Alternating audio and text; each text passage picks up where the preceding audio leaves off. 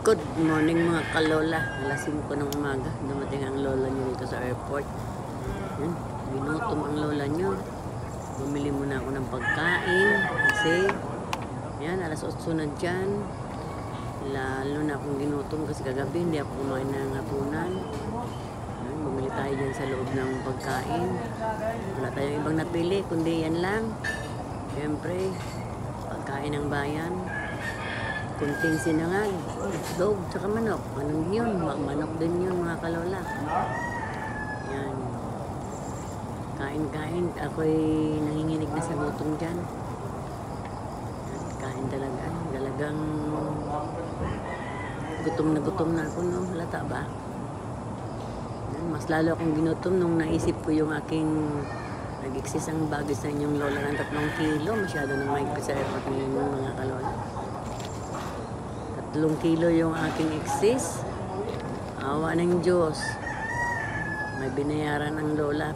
Hindi kasi nung last kong uwi, last kong biyahe, exist din ako noon yung konti. Pero yung nakalusot naman, hindi ako pinabayad. Pero ngayon talagang ultimo kalahating kilo, bayad na.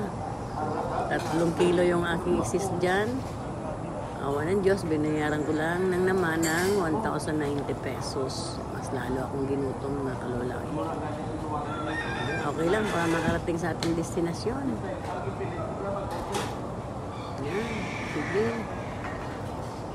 Talagang nanginginig na talaga ako mga kalingayo sa gutom. Sa gutom ba? Kasi nasa biyahe kami kagabi, tracking bus lang sinakin namin mapunta ng Maynila eh. Di syempre, hirap kumain kaya sa bus. Kumain din naman ako, kaso lang, konti lang. Kaya pagdating ko ng airport ng alas 5, ayan, gutom na ako. Pero nag-charge muna ako nung dumating ako dyan kasi wala, lobat ng ating mga communication, lobat ng ating cellphone. Kaya nung bandang alas 8 talagang hindi ko na kinaya. Kumain na talaga ako. Bago yung kain ko na yan, hanggang tanghalian na yan. Tsaka nga pala mga yan, tingnan nyo. Tao-tao. Kunti lang ang tao sa airport guys, kaya masarap magbiyahe pag ganito ng tag-ina ng pasahero. Maluwag ang biyahe. Maluwag sa airport, maluwag lahat. Walang hassle. Mamili ka kung saan mo gusto tumambay dyan.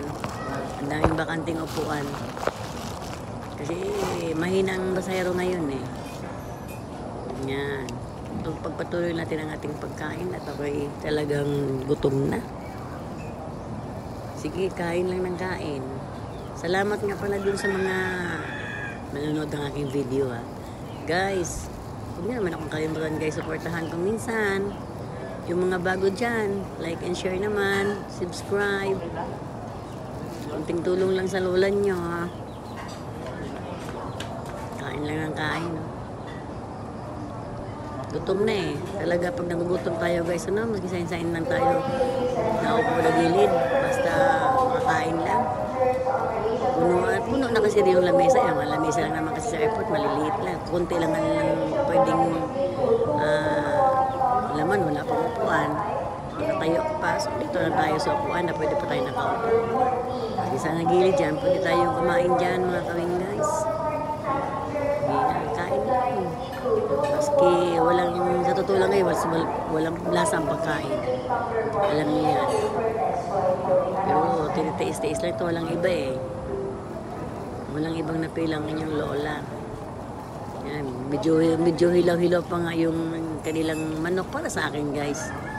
Pero pinipilit ko lang talagang nguyain at ako'y talagang gutom na. Wala talagang laman ng aking tiyan. Kunting kanin, kunting sinangag. Bites na yan. Buhay na tayo yan. Kain lang tayo ng kain guys. Sana pala rin tayo guys sa ating journey.